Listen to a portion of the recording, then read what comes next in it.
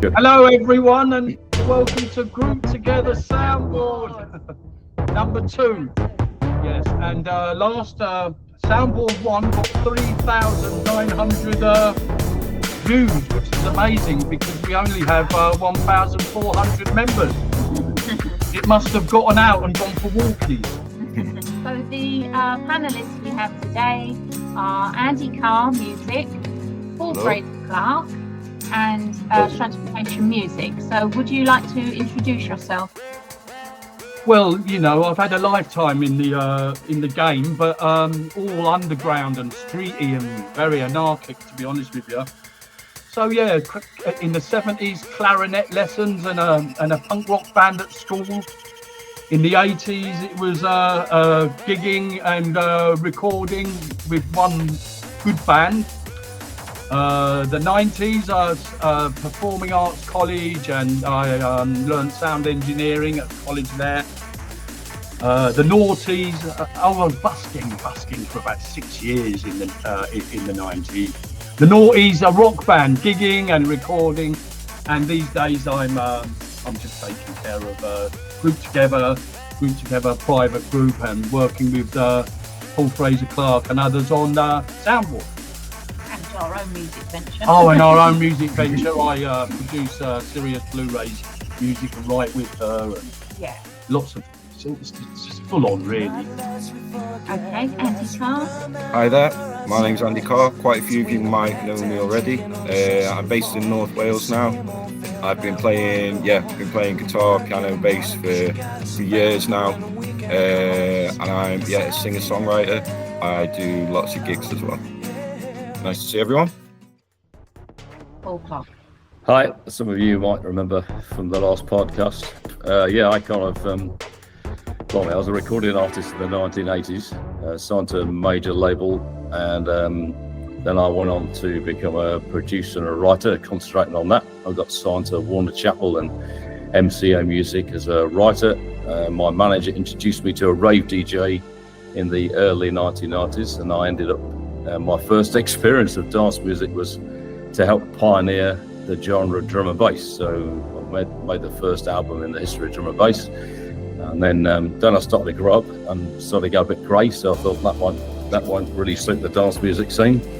And then I kind of branched out gradually into film and TV, got a couple of lucky breaks along the way and started to do that. I got signed by Sonoton, who's the biggest independent library music company in Europe, and I've got 200 individual works registered with Sonoton and have my music played all over the world on different TV shows and radios and all manner of stuff. And then I also had some business interests before I moved to Australia, sold my companies and carried on doing music. And I've now got an international publishing company, a music production company here in Perth, and continuing to do music for film, TVs, and also for artists.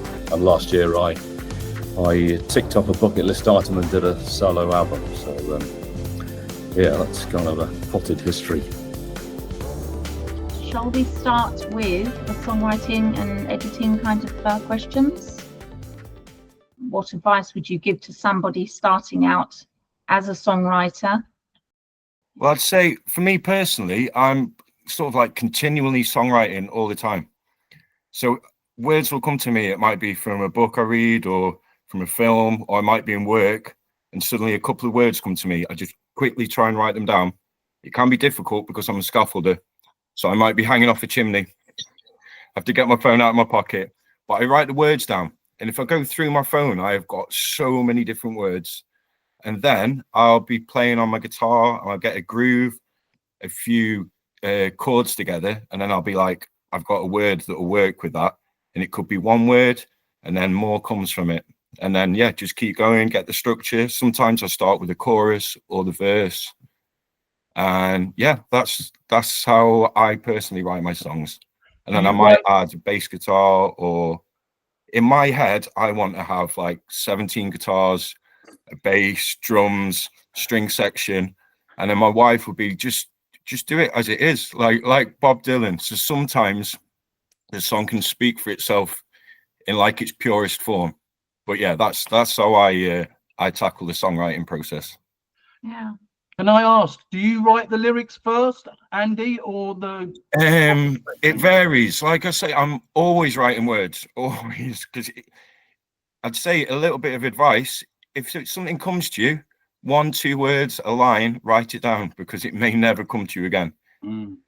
But yeah, normally I probably have 1 or 2 lines, and then I'll get the groove and the chords, and then put the words to it. So yeah, a few words, and then get more words when I've got the chords. Nice. Sirius Blueray has been writing for 20 years. You're a good songwriter. Would you like to answer that question? What's your process? Well, it is very similar. That's right. I can either just something come to me like yourself, and there's just that a catchy chorus line, and then I'll develop it, and also I'll go to my guitar and try to think what chords would suit that, and then I develop the a verse, and get into the feel of building a song, maybe add a middle 8 and things like that. Andy Page asks, can you walk us through your songwriting process from the very first idea to the final lyric, and how that evolves once you enter the studio? When I need to go to the studio again soon, but when I go I'm not very technical with the recording process, so I get someone to record it for me. So I try to be as organized as I can when I go to the studio. I'd love to spend a few days there and maybe get different ideas as I go. But yeah, I have everything written down, exactly the parts I want to play, and I go there and just do it as fast as I can. Like the last few songs I recorded, most of it was like 1 or 2 takes. But yeah, maybe next time I'll spend a little more time. Yeah. But yeah, that's how I do it. Excellent. And Paul, the songwriting process and how you end up recording it. Sure. I mean, great points that have already been made, really, and the answers you guys have given illustrate that it just depends on the individual. There's not a right and a wrong way. There's not a recommended way. Some people, if you look at Elton John and Bernie Taupin, Elton John never used to write many songs at all until Bernie gave him the lyrics. Bernie gave him a set of lyrics. Here's a story. Elton used to sit at the piano and then literally write the music and the melodies to Bernie Taupin's lyrics. So that's one really interesting way that some people work as a partnership. Depends if you're collaborating. So I collaborate quite a lot, and it just depends on how the other person likes to work. I'm pretty flexible. If I was doing something on my own, just for me, one of the biggest things for me is I get a picture of the song before I start working on it, and then always look to do chorus first, write the chorus first, be really discerning about it, make sure that the groove is really strong. So your bass and your drum parts, I spend ages and ages doing that. And then I build the track up from there to get the chorus through. I get some hooks, whether they're a guitar hook, if you're a guitar band, or a keyboard hook, or whatever it might be, as well as your vocal melody. Just think hooks, hooks, hooks, and don't be afraid to scrap entire verses or entire bridge ideas or entire middle 8s if you're not happy with them. Experimenting is great. So I don't think there's a right and a wrong way. In terms of the studio, obviously my circumstances are slightly different. So I do a lot of work at home and get it up to a certain level. If I'm collaborating and then take that into the studio, I pretty much know, again, I know the picture of what I'm doing in the studio with recording live instruments. You've got it as a producer, as Andy said, you've got to be organized. Whether you've got a whole day or just 2 hours, you still need to be organized. So you need to know exactly what you're doing before you go in the studio, but also allow a lot of creative ideas to come in during the studio session. But I think the top and tail of it is it's different for different people. There's not a right and a wrong way, but I'll always say just experiment and don't be afraid to ditch and bin things that aren't up to the standard. So I think in the Wednesday rally, we see a succession of really, really good tunes in the Wednesday rally. I know I sometimes make some constructive comments around some of the writing, and sometimes I think a great chorus and a reasonably good verse. I think if you'd have sat back and probably just spend a bit more time on that verse and get it to the same standard as the chorus. That's, I think, the art of really good songwriting is that trick of knowing how far to push yourself. Almost, it's not an easy thing, and it's different for different people. How do you approach rewriting older, nearly finished songs that no longer meet your standards? So she was saying, you know, if there are lots of elements already, how do you dissect them for a thorough, good rewrite? Stripping it right back down to just chord progressions and vocal melody would be the first thing you should do, and then the beat and rhythm of the drums. The different beats and rhythms can change the whole genre. So consider, after it's stripped down, thinking about changing the rhythm section with the drums leading that. So and then that's one thing, and strip it right back, and so you can start again. But you've got your chord progression and you've got your vocal melody, the bare bones of the song, and then you can think about adding a different type of drum beat that will influence the bass line. And if you want to dress it with synth and all the rest of it. I'd say, yeah, probably similar to what Paul was saying in the last question. Look at all the strengths, look at all the hooks, and yeah, maybe take a step back, see what made the song in the first place, and then yeah, just see how you can improve it, and yeah, maybe change the instrumentation. If you're looking at it now with a different set of eyes from, say, 10 years previously, 20 years previously, you might be a more accomplished musician, and yeah, just get those hooks and get it as good as it can be. Glenn from Crash World has said, I want to raise production with the right microphones. Studio knowledge of the right microphone is worth its weight in gold. And any thoughts on that? It depends on your budget. Depends on whether you're going to use it at home or whether you're going to take it with you to the studio. And there's so many questions. I suppose if you're primarily thinking about vocal mics, then I would almost go old-fashioned. I'd do loads of research on the internet, speak to people who own studios, and just get a feel for the brands and the models that might work for you, because there's so many good mics on the market. It actually, if you really analyze it, you can get the right mic for your voice if you're buying it for yourself, for your home recording.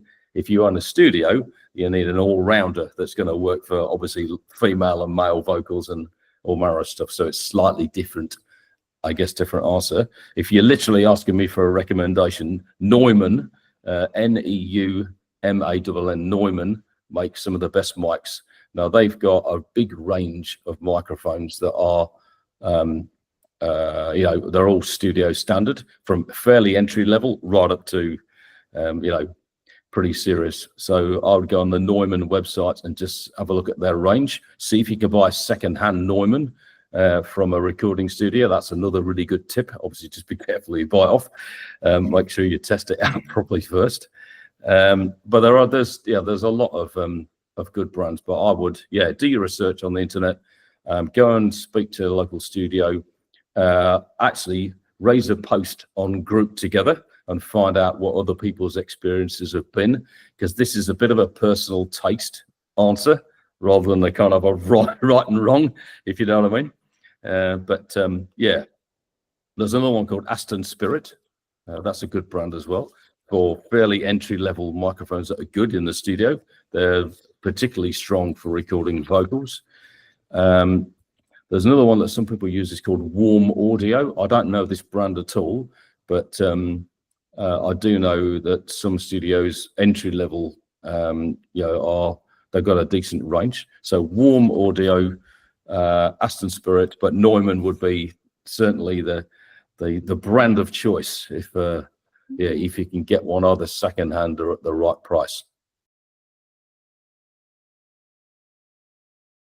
I want to ask this question by Jasmine O'Davidson again. So she is after any tips for creating low cost videos, for our music videos. So I first started by asking on my Facebook homepage, and I got tons of information. So with any of these questions, ask the Facebook community. So I use InShot app. Then when I was getting irritated with the little app, I used CapCut for PC, and that is the way I do it. And if you wanted to look at our videos on Stratification Music, that I put lots of effects because it's very easy to do that. Also, regarding green screens, she asked as well. We did buy a green screen, and then I realized it wasn't necessary at all, because all of these kind of apps, Canva, InShot app, and CapCut, all get rid of the background for you. And so the only problem with that is if you have someone playing at a keyboard or piano, they take the static things off. So they'll just have a pianist playing nothing and the keyboard's gone. I did get around that with my opera videos when I had the pianist there. I managed to find on one of those pieces of software where I could kind of scrub with a brush just the wall or something off and kept the piano in. One cool thing, if you look at the HSL, I think it's HSL curve, I was quite excited about that. I could make my blue top become green and bleed and make my hair really red. Andy, have you ever made videos? I'm not really good on the videos. That was interesting. Some great tips there. And I think with me, it's the time. But I think the videos are an invaluable tool, and I will be looking into doing some more videos soon. Most of my videos that I'll put on Facebook, TikTok, on YouTube, they're mostly live videos. That's probably me because I'm a gigging musician. I'm probably, with the time constraints, I just put live videos, but I'm definitely going to look into, because I think it grabs people's attention. And if you want your music to be listened to by people, you need the visuals as well. So thanks for that advice, Tammy. I'll be looking into that. Okay. And Paul, have you had any experience making videos or being part of a team that makes them? Not particularly. I do some homemade stuff, but yeah, not probably less sophisticated than you guys. I guess it depends how if you're going to record a performance style video or you're using stock video to compile and make something that looks pretty smart. So I don't have a fantastic amount of deep knowledge of this space at all, to be honest. Only using like pixels and the usual kind of free stock type video things, and using in video, which is what I use for my editing tool, and Canva. They're very common tools, and they're very good. They're just getting better and better all the time. So it's definitely worth investing time just learning those particular platforms. Should we have a discussion about promotion, which is all what we really want? Ron Friedland, what's the best way to get exposure for one's music in the general population of music listeners? I would say it's very hard to do. There's a lot of people doing what we're doing. Definitely use the community. If you're a gigging musician, you've got an audience there. So keep saying, this is my new song. It's on Spotify. But just tell your friends, and as soon as you've got a new song out, try and get as many people listening to it as possible to help with. I don't completely understand the algorithm. I don't know anybody that does. But if you've got a new song out, just message your friends. I've got a new song out today. Please give it a few listens or add it to a playlist. This will all help Spotify put it out to more people. And definitely send your song to Spotify a few weeks in advance, 3 to 4 weeks, I'd say, before you release it. And then the chances are, very good chance it will be on release radar. And then if these people are listening to it and giving it full listens, it's going to get sent to more people.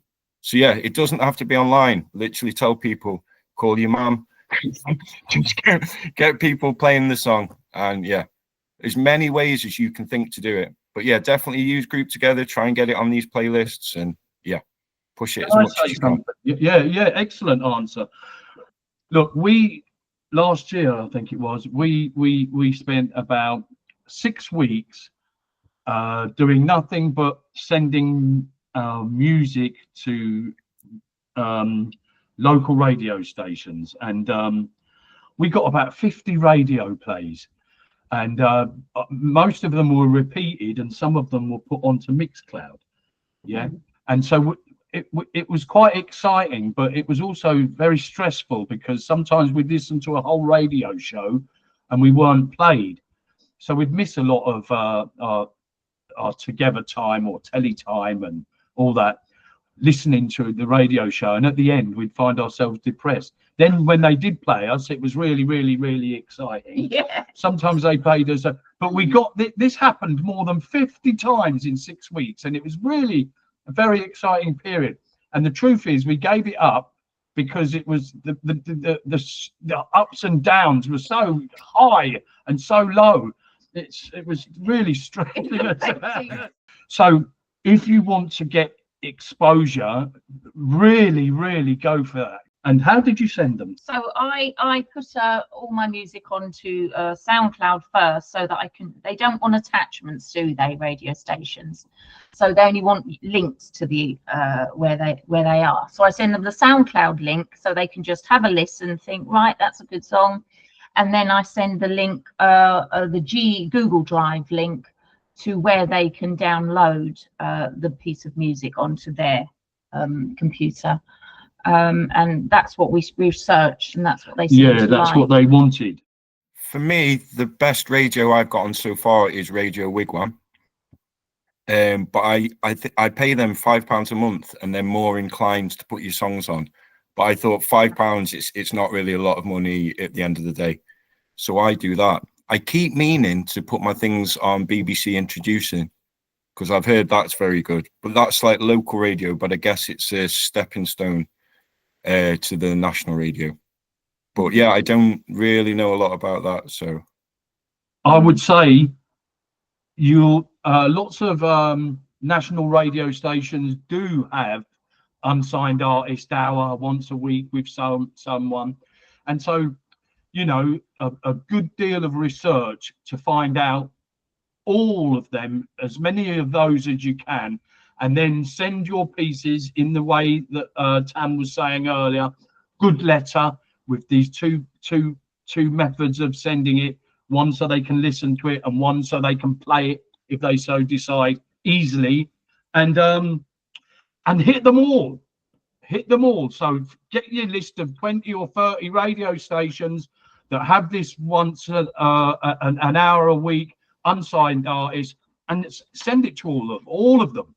And then if you don't hear anything back, start being kind and gentle.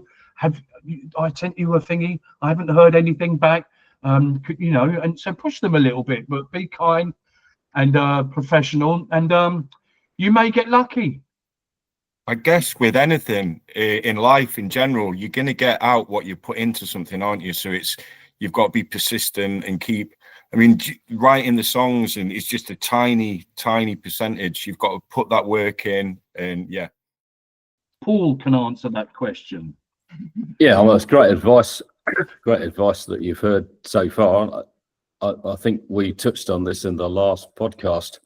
The reality check is that there is so much material now being released, because technology has made it really easy for people to make music, that the market is unbelievably oversaturated with material. So when you've got that market situation, it's going to be very, very tough for you to get broad public outreach, which is what I think the question was referring to. I think, without talking about record companies and different routes and getting signed and then having the budgets to push it out onto airplay, that's another conversation. But for someone who's doing this as a serious hobby that wants to push and get a bigger audience, what you were saying, Sean, is spot on. It's the legwork. You've got to spend time doing the legwork.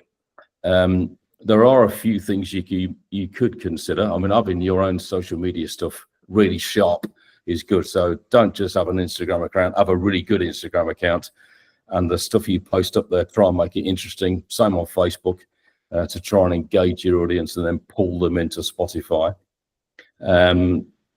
There are playlist pitching services that you can pitch to in much the same way that you would do for radio stations.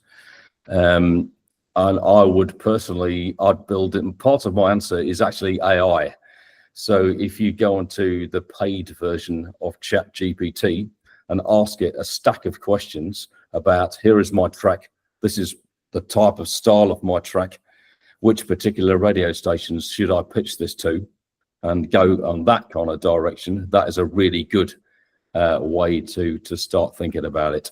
To say that I use ChatGPT a lot is an understatement, and it's like having a member of staff. There are digital PR firms, but again, the cost, you have to pay a lot of money up front to pay people to work your music, so that's often not an option because it's cost prohibitive. So yeah, your best bet is trying to get on playlists, do what the guys have already told you in terms of pitching to radio stations. But I think we have to bear in mind that, yeah, there's so many releases out there, so much music out there. If you've got cracking songs, then that does help. And also, you know, if you've got cracking songs, you can pitch them to particular people who then can help you with that exposure. That's a route, but that's hard work.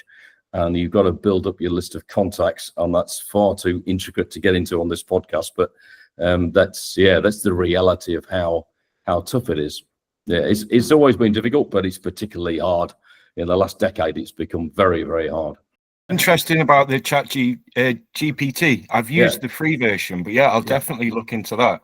Yeah. Because it's trying to use your time as best you've got, because we're all busy in different ways. But when you said it's like having a member of staff, that would definitely be useful. The paid version, even though you've got to shell out money, is a lot better than the free one. It's a lot better. Yeah. And we might as well just touch on this for 2 minutes, because it might be helpful for people. Yeah, brilliant. So for the free ChatGPT, don't forget that the free ChatGPT, it's sharing the information you put in it globally.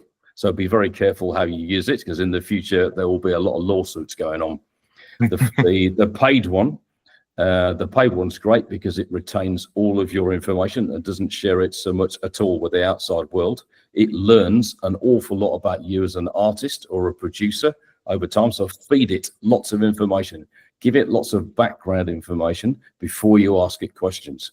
When you start getting into that, it's unbelievable what it does. Probably the best example I could give you is that I've got effectively a database of the top 100 to 120 radio stations in the world who are likely to play my tracks.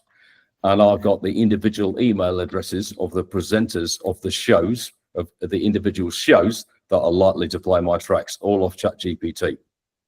Well, that's stunning. Which is really interesting. Yeah. Viking One has asked, what is the best streaming and release strategy? I think we had this in the last podcast, but we'll just cover it again. Singles versus albums, and the length of time in between releases, and promotional practices on social media. I've been releasing songs, say 3 to 4 weeks as singles, and I'm finding that a bit too much to keep on top of. So I'm going to start releasing them every 6 to 8 weeks now. It gives you time to properly concentrate on the song, promote the song. You need to write the song and get it recorded, and then you can spend that bit more time and get a more quality product out. So that's what I would suggest: 6 to 8 weeks on a single. Spot on, Andy. That's really good advice, for all the right reasons. Go for quality, don't go for quantity. 6 to 8 weeks. Yeah, bang on. Yeah.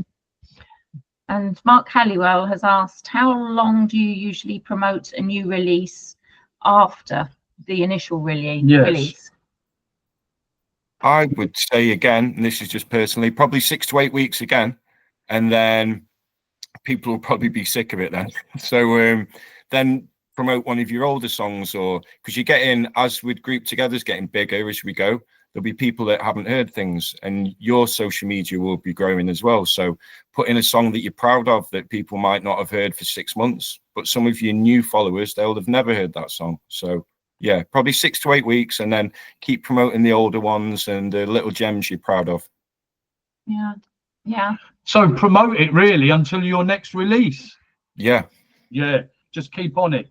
Promotion's a big deal, and you have to push it. We don't do it enough. We don't do it enough, and I'm shy about it, so I'll only put it out twice, and then kind of that's it. I'm prioritizing other things. I think the advice that and the comments that have been raised so far are absolutely spot on. I think it's different tactics, isn't it? If you've got an album ready with 10 or 12 tracks or 8 tracks on, you don't have to release the album in one go. Just release the first 3 or 4 of your best tracks, exactly as Andy's described, with these 6 to 8 week intervals. And maybe after the 3rd or 4th release, your album's already ready, then stick your album on, but then keep releasing individual tracks once the album's on. If that might, keep promoting the individual tracks once the album's on. That seems to be a pretty common tactic. And my understanding is, I'm not an expert in this area, that Spotify in particular responds well to that tactic. So there's probably, like, I guess, we're all in the same boat there, in terms of trying to find ways that Spotify find us attractive, if that doesn't sound daft, but it's kind of like, that's where we're at. So that will probably be my headline sort of insight, I suppose. It's about gigging, particularly Atlas Slip are ready to start trying to get live shows, and they're just after some tips because they think, that gigs are looking for cover bands, aren't they? A lot of them. We don't have any promoters or a local following. That's right. How can a new indie original hard rock metal band start getting local gigs booked? We don't have promoters or a local following, and many venues are looking more for cover bands. And another question by them was, any tips for a new band getting ready to start playing live shows? I'll answer that quickly. Getting ready to play live shows in the studio, just get tight and really, really, really go for it. And, work on your stage presence, and, practice a bit of, really giving it some. Pretend you're on stage, so start, doing your head banging and get you rocking. But more important, look good. And more importantly, just rehearse a lot. And so everyone's really, really, really tight, really tight. So get your stage presence, get yourself really, really tight. And when you're on the stage, if you ask the audience, do ask them, are you having a good time? And if they get back and say, yeah, do remember to say that's fantastic, because we're having a good time too. They love that connection. So then that kind of stuff. And that maybe if they haven't got an audience, they're going to have to start finding out who are the bands and the venues in their areas, and getting warm up and support slots, and they have to do that. And as long as they just keep gigging in their area, getting support slots and hiring venues, putting their own gigs on. You can print tickets these days, you can make flyers, promote it like mad, and let the whole town know there's a new band around. And everyone, all the youngsters love music and a bit of rock and roll, and they've got to tell everyone. Flyers, hire a venue, print tickets, sell the tickets. Especially if you get a deal, the venue might say, well, you take the door and we'll take the drink. So that's great. So you can print tickets then. That's it. That's all I've got to say. Yeah. I would, very much second what Sean said there. And maybe, do your research. See if there's a battle of the bands or an open mic night locally. If not, search further afield as well. And particularly, what Sean was saying. So when I've played in bands before, I'm very much solo now. But I was given this advice: just look like you're having fun. It doesn't matter how nervous you are, how you're scared inside. If you're like that on stage, like, the crowd they're not gonna feed off you. So no matter how you're feeling, look like you're having an amazing time. You're selling yourself to the crowd. And in a band, yeah, definitely have that rapport with each other. And if you look like you're having fun on stage, the crowd's going to have fun. And these open mic nights, they're good ways to network if you've not got a following, meet some other people, and yeah, learn in your local community. Okay, so I thought we talked about collaborations. Next question is from Breakaway NE. Andy's asked, any tips regarding online collaborations and where to start? Personally, in my experience, I have either asked or you've asked people for me, or they've approached me and asked me, and that's just by building up friendships on Facebook. And so I felt like I know them a little bit to feel safe to work with them, and yeah, just making friends online really, and don't be afraid to ask anyone. Yeah, that's it. If you want to collaborate with someone, just simply ask them. This is something I've not personally done. I don't have any experience with this, but yeah, I'd definitely be interested in looking to do this in the future. Do you do a lot of this, Paul? Or yeah, a lot. Yeah, yeah. I would. Different for me because with different people in the industry and recommendations from different things. But for our group together members, what Tam's just said is brilliant. Start with group together members, people that you should have a bit of a relationship with, albeit online. You're in a good, safe environment, and if you haven't done too much collaboration, it's a brilliant way to start. And just experiment. Tried things with different people. Try giving someone an existing one of your songs you've already done, and just give them the backing track. If they're a great singer, just get them to mute all the vocals out, give them your backing track, and just get them to write a vocal and a melody, and see what comes back.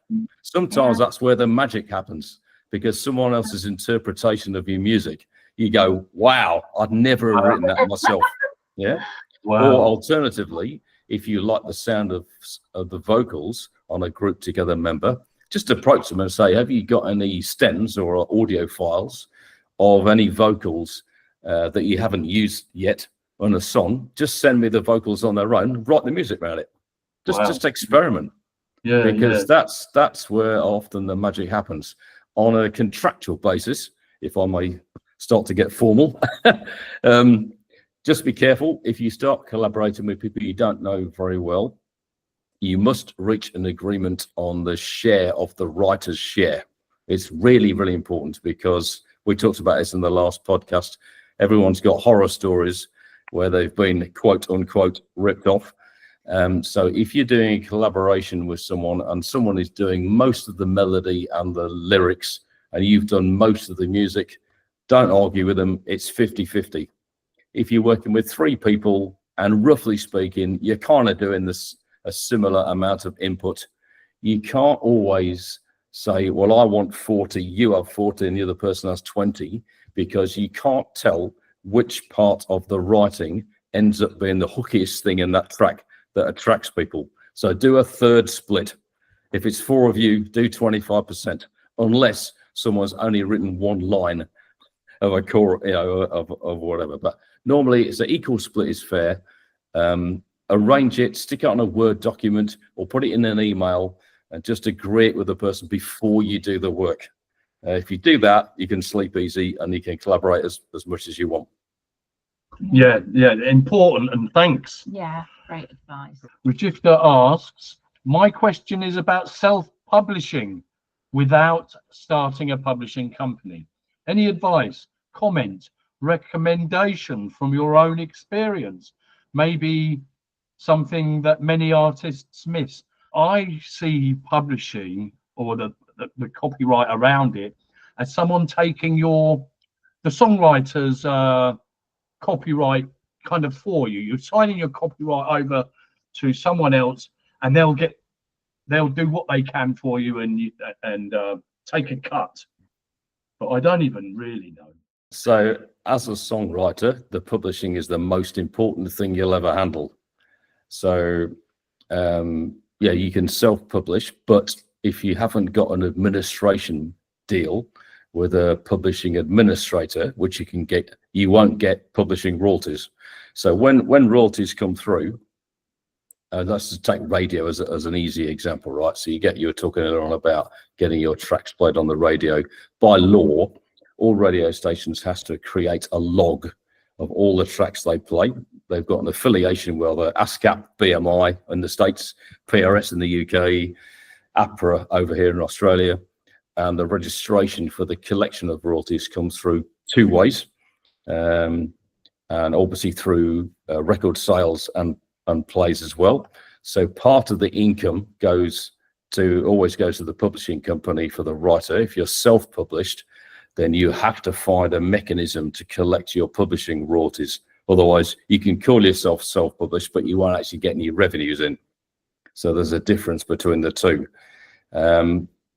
But obviously, to protect your work, it's good to self-publish if you've not got a publishing deal or a publishing administrator, because obviously you want to keep the copyright in your works. You don't want it to be on the domain and it's unpublished and someone can pinch that song. If you've not registered it anywhere, then you can prove it by showing people the logic files in court, but it all starts getting very, very expensive.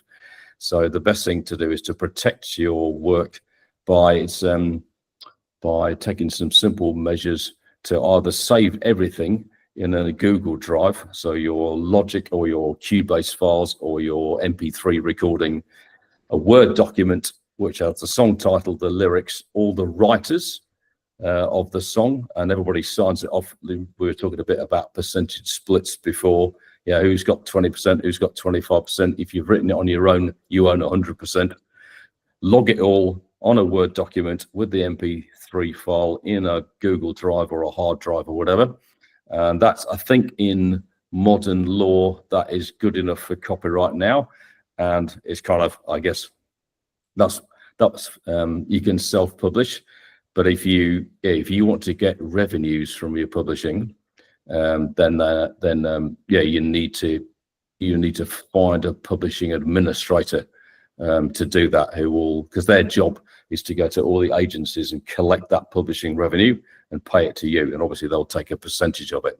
That's different from being signed to a publishing company. It's quite a little bit complicated, but yeah, that's the go. So I have my own publishing company, and obviously I haven't got 10 staff that are going all over the world collecting royalties from agencies everywhere. So I signed my publishing company to Centric Music, which is an international publishing and digital company.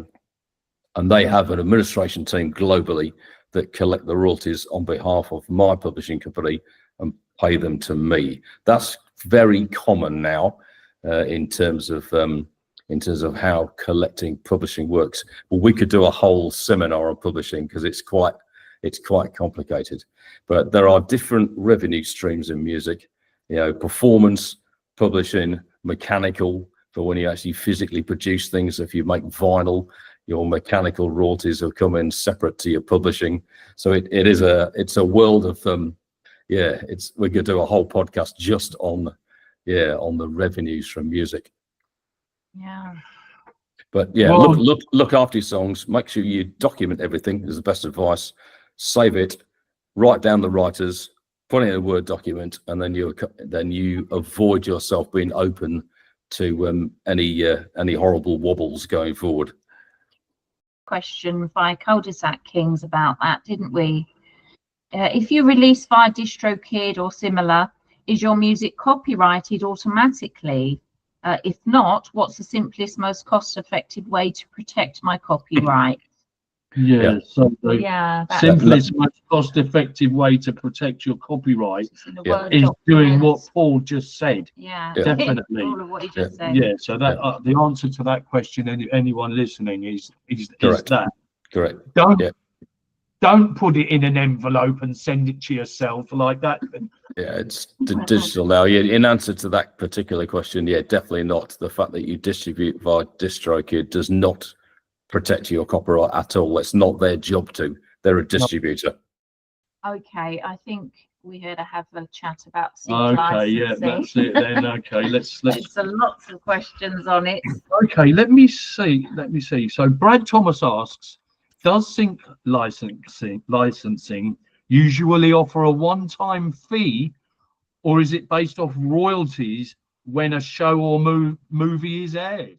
So, unbeknown to people who are watching this, we had a little agreement between the four of us before we started recording that I would try and simplify and talk through the whole sync situation to try and provide a bit of clarity. So I'm going to, unfortunately, I'm sorry, but I'll spend about 5 minutes quickly trying to explain kind of how this works. So sync is all about getting music onto film or TV or radio. Most of the activity that goes on for sync is all within the industry. So you'll be signed to typically a publishing company, because a publishing company is their job. Part of their job is to find you sync opportunities for your material. Or you'll be signed to a library music company, which is the biggest domineering vehicle for getting music on film and TV. Whether it's theme tunes, incidental music, short films, you name it, the library vehicle is the biggest form. You have to be signed to a library company to do that. So you create your works, you do an album of film and TV music for library. You need to learn the skill of how to write library music. So it's not just about chucking these songs together and trying to send them to a library. You've got to write them in such a way that they're sync friendly. That's another conversation. So basically what happens is TV companies from all over the world, people are making documentaries, films, low budget films, short films, local short films that are filmed in Texas and not international, let's say, or things like we have here in Perth in Western Australia. We have local filmmakers here. They go out and they seek music for their productions from libraries, and libraries are very sophisticated search engines within. When you all of these agencies create an account with a library, they can go in, they can use lots of complicated search facilities to find a piece of music suitable for a particular scene or a particular, I don't know, it might be some eerie scene in the middle of a misty wood and they want some atmospheric music for it, and they'll just type some search engines in there. And the relationship is between either the director of the film or the music supervisor of the film will have the relationship with the library company, and that relationship chooses the work. Yeah. And if you've got your music with a library company, when you do music with a library, the library own 50% of your publishing. That is standard. So you can sort of put two and two together with what I was talking about earlier on. Your music gets played on a film, the royalties automatically get collated for you by the library company, and the publishing money comes through to you if you're signed to the library music company. That's the biggest, the most activity in the world is done like that. The other thing is obviously music supervisors for films and documentaries. We'll just use those as an example. Music supervisors have the responsibility for finding and placing music in documentaries and films. And music supervisors have relationships with record companies and with publishing companies. Outside of that, it's extremely difficult to get your track even played to a music supervisor. So it is quite tough. However, there is a route if you're trying to get into sync. There are small companies, I call them stock music companies. So they're one down from the library companies. And you can literally go online and upload individual tracks to a stock music company. And I think the way that works is that you agree to give them a chunk of the publishing revenue from that. And sometimes though they will only sell that track for $100 to a low budget documentary. So your revenues from them are one hit for a placement. If that film gets played 1,000 times on Netflix, you don't get the incremental revenue. You only get the hit for getting it placed in one time. So you can see there's lots of different layers to this, and getting music onto film is not particularly something that anybody can do, even though you might have great tracks that are worthy of being on, and when no one's saying that's not the case, but the mechanism for getting your music on film, TV is as difficult as it is to try and get a recording contract. So that's the kind of reality. So, you know, again, it's an area that I've done for 27 years now. So I kind of know how this works. And, you know, if you've got great tracks, you can certainly approach library companies, do some research, find out the lower, you know, there's like a top level of library companies, there's like a mid-tier, and then there's a big batch of good ones that are not near the top. So go for the lower ones, because you got much more chance of being heard if you've not got a track record. You can go, you can certainly contact them and do as Tammy was suggesting earlier on, send them a nice covering email and one example of one of your tracks, stick it on WeTransfer or something like that, or SoundCloud, do a private SoundCloud, and just let people have a listen to music. And if they're interested, they might strike up a conversation. But normally for libraries, they commission writers to make albums. So when I go to Sonoton, I don't create 12 tracks and then I go and send it to them and they go, oh, thanks, Paul, that's brilliant.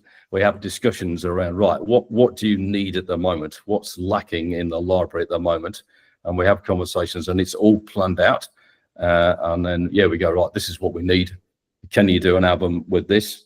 You almost get commissioned to make the library album. So that's how it works. So apologies for chapter and verse, but I thought it was important to try and set out the realistic scene of how the whole thing works. But the top and tail of it is, yes, there are opportunities. It's a bit of a long shot to do libraries, but definitely worth looking at the stock music companies for opportunities, because if you can get one or two placed, you can then go to a library and say, actually, I've already got 2 or 3 tracks placed on this documentary, this short film here. How about giving me the opportunity to do some tracks for the library? So you have to earn it. It's like anything. You just have to earn the right to do it.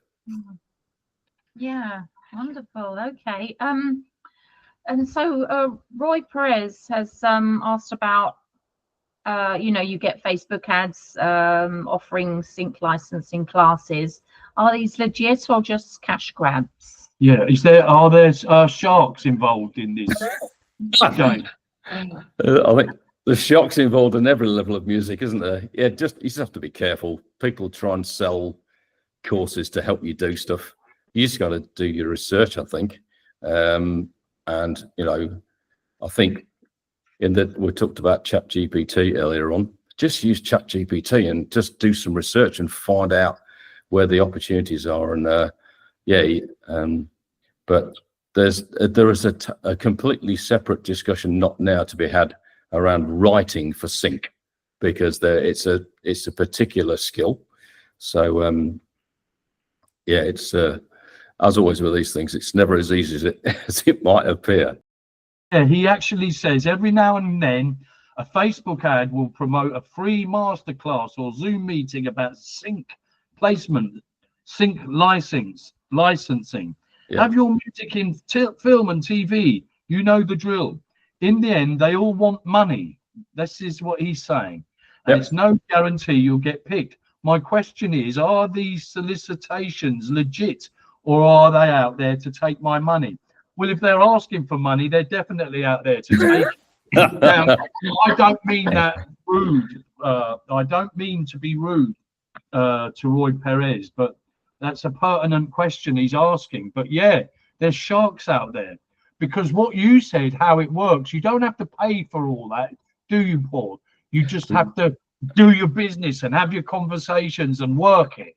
Yeah, correct. That's right. Yeah, well, that's hopefully what we're trying to do here. Instead of paying to go on to get told how sync works, just listen to our podcast.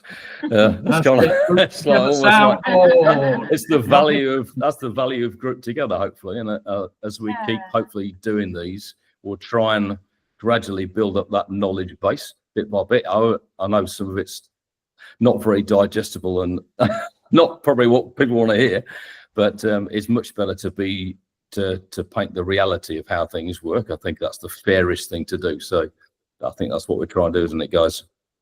Yeah, absolutely. The last question really is about AI. As a couple of people, Rob Harravin, Crash Worlds, have mentioned, their concerns. I'll read Rob Harravin's. Someone told me recently that to create a song using AI, all you have to do is enter descriptive words depicting the genre, instruments used, tempo, mood of song, etc. And the program will come up with something amazing and perfect, which you can then further refine. This then is credited to you as the songwriter, creator. Is that really the case? If that is so, then you haven't got to know anything about music to create a really good song. I hope it isn't the way things are going. So I believe there's a grey area in all this at the moment. It sounds to me like they haven't nailed it. The people who make it their business to legislate, and that's how I'm thinking. And well, getting some AI to write the complete piece, I mean, that's taking the mickey, isn't it, really? But most people do it. They get some good AI backing music, and then they do tremendous rapping or singing on top of it, and that's not so bad. So, Andy, what's your views? I'd say it's very personal, so it's up to the individual. But I personally wouldn't use AI. I mean, there's lots of things it could do, but I don't think with anything it's your heart, it's your soul, getting the emotion into portraying the message you're writing about. So I don't think AI will be able to do it. I'm sure there's some fantastic things, and it can be used, say, for to get somebody, a famous musician who's dead, to get them singing on a new song, which could be a good use of AI. And I've used, like Paul was touching on the Chat GPT before, I've used the basic version. I've used it to do posters. So things like that, things that I personally haven't got the time to do, and I'd probably end up pulling all my hair out trying to do it. I'd use AI there. So you use the technology that's available for you, but write your songs. I think if you write a song that's passionate, emotional, a computer's not going to be able to do that. So keep doing what you're doing, but then use AI where you can. Paul, could you finish the conversation with your knowledge and ideas about artificial intelligence in music? Yeah, there's not an awful lot to say. I think, I'm completely agree with everything that's been said so far. There's no place for it in the richer creative process of writing composition and songs. That's just my view. I think we're all up against it enough as it is with technology. This kind of plethora of beat makers that now, the people are just buying software and dragging and dropping pre-made stuff and calling themselves producers is something I have a real issue with. And I think it's really, all it's doing is strangling and it's eating up all of the available space for good stuff to get out. And AI is the same. The one observation I would make about AI, I think what's going to happen is as technology and the infrastructure continues to develop, you'll have a situation where in the future, if you go onto streaming platforms, you'll be asked, do you want the results from our algorithms to include AI created music or only human music? And it'll be down to the consciousness of the individual person to bypass the AI. And that may become some kind of legislative situation in the future, we hope. I think there will be a backlash personally. I think you've got the novelty people saying, oh, it's really cool, look what you can do. Well, I think actually in the long term, most people are going to go, no, thanks. So thank you very much, everyone. And we had questions submitted by Andy Carr, Viking One, Atlas Slip, Brad Thomas Project, The Creeping Candies, Breakaway NE, Andy, Cul-de-sac King, Ron Friedland, Lennon Fitzgerald, Rob Harravin, Andy Page, Mark Halliwell, Sirius Blueray, Jasmine O. Davidson. His name is Roy Perez. Regifter, or perhaps Regifter. I always call him Regifter. And Crash World, Glenn from Crash World. Thank you so much, all of you. Thank you, Paul, and thank you, Andy Carr. Thank you, Paul, and thank you, Andy Carr. Thank I'd you. just like to add, if anyone's got any other questions, just reach out to any of us, and like we'll just chat. And yeah, 100%. it's a great community, and we're all very supportive of each other. Yeah, that's it. That's what it's all about. Yeah. Group Together is simply communities, indie community support. Indie support, that's what we do. Excellent. This is fantastic. Great. Thanks for watching. Thank you, everyone. Thanks for watching. Bye. Thank you.